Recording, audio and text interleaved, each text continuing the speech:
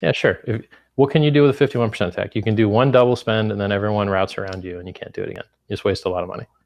Or you could just get paid to maintain the network, not do the double spend, and make money mining it, right? So since nothing gets attacked this hash power way, it's fake security. It's security theater. It's the TSA of blockchains. We don't need this much hash rate. It's just wasted fucking electricity.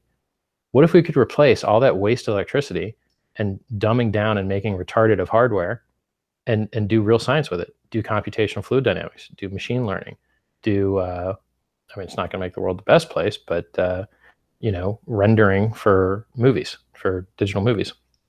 And I could go down the list of any exe file that you run that makes the world a better place. Well, wouldn't it be better to have all these mining computers, these billions of dollars of computers wasting hundreds of millions of dollars electricity every year, doing better work? And if all that's required is that the miners get a token and reward, I can do that. So I have a buddy that wrote some super advanced computational fluid dynamic software. If you go on CFDToken.com, you can see how SpaceX uses their CFD software to bring us to Mars and build rocket engines. And that's what this software that we have was designed for originally. It's for rocket engines.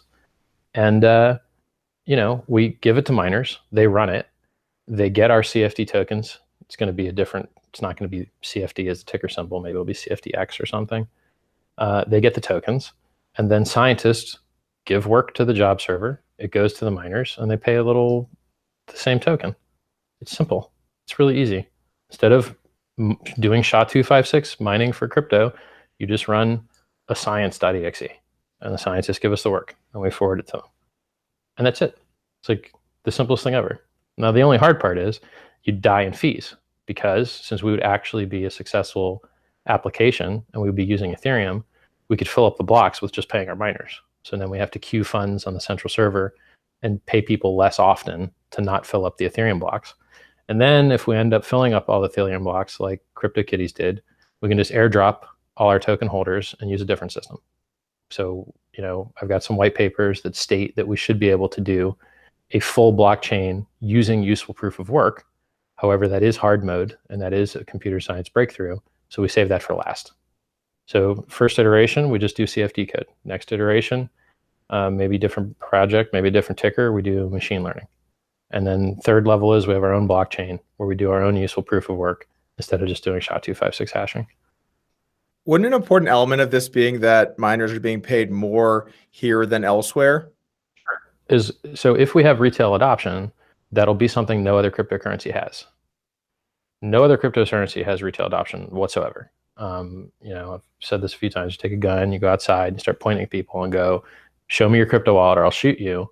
And then you check like transactions that aren't to an exchange. There's nothing. You're gonna have to shoot everybody you find, right? Because no one. I'm not letting you near a gun, Richard. Never, right? I'm not letting you poker guys near kids. Just kidding. What? Why are you throwing me in there? What?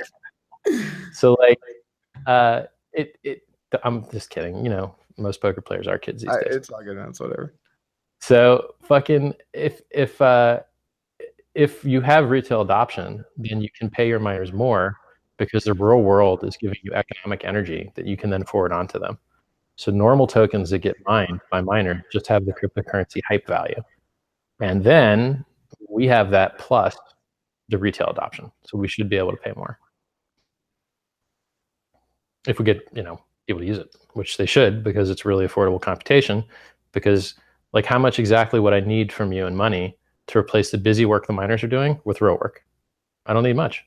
That price would only increase when you had to compete against other people that wanted to use that work, right? So have you found it rewarding to be working on your own project compared to? Yes. So if all you do all day, I'll tell you something I regret. Oh, I've got a long list. Let's go through it. I got some time. All right. If I had not tried to pump Bitcoin and shill it and say how amazing it was and say so many great things about it and go on different television appearances saying great things about it, if I had not done that and focused on getting more Bitcoin instead, so two options. I could have either tried to push up the value of the Bitcoin I had, or I could have just got more Bitcoin and let everyone else do that shit. I would have had so much more money. Price still would have gone up. Everything still would have been fine, probably. And then I would have more Bitcoin. It would have been smarter, right? Or it's just like the same position that I'm in, or Roger Ver is in, or any other crypto OG is in.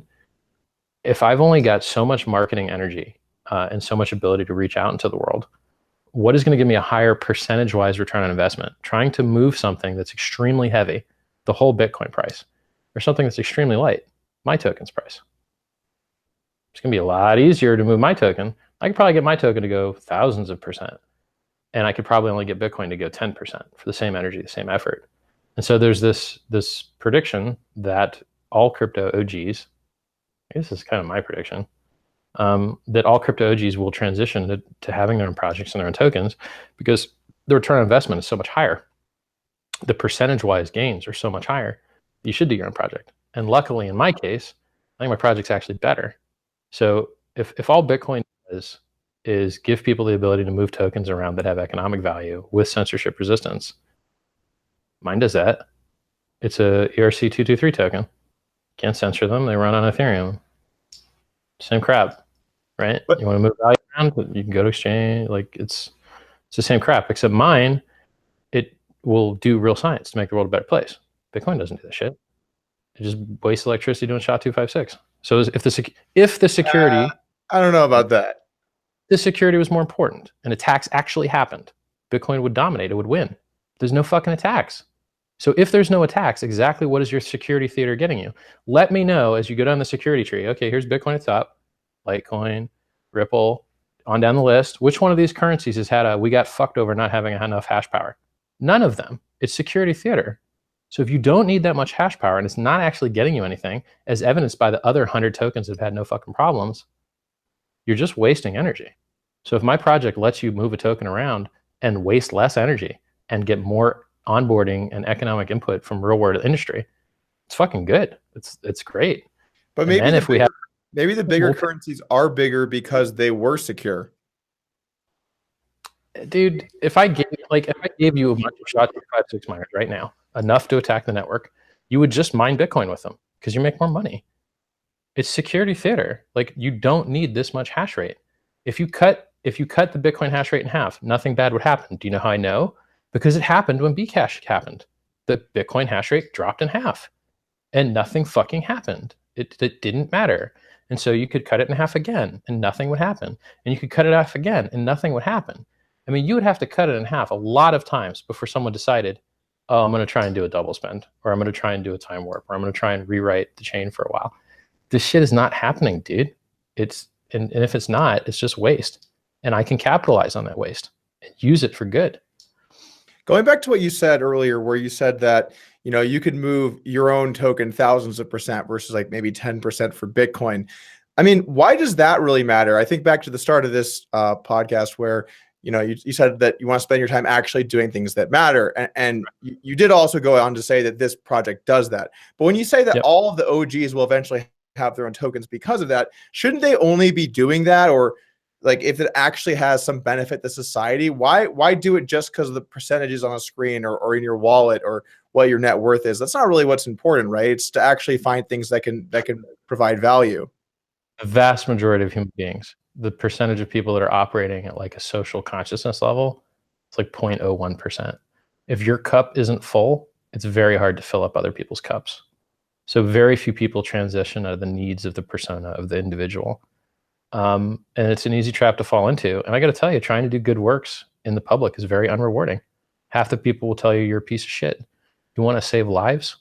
The world's already too full. You want to stop this disease? Well, what about that disease? My family died from that disease. Why don't you fucking work on that? Right? So like, I tried this when I first retired. I tried to volunteer for the Sens Foundation and do video for them and, you know, promote their stuff. And you basically are told by most people to fuck yourself. Like they actually dislike it. So it's extremely unrewarding and hard. It's just like writing a book. I wrote a 471-page book outline full of most of the good ideas I've ever had. And it hasn't made much impact because it needs rewritten, split into multiple books, marketed, all this stuff. It's like if I have, when my token does well, which it will, I'm going to hire a team of writers to split my book up and fix it up because it's very close to done. It just needs maybe 6 months of editing, right? So if I can put on 4 or 5 guys to do that, maybe drop $500,000 on it, how many book writers get to drop $500,000 on a team to write a good book?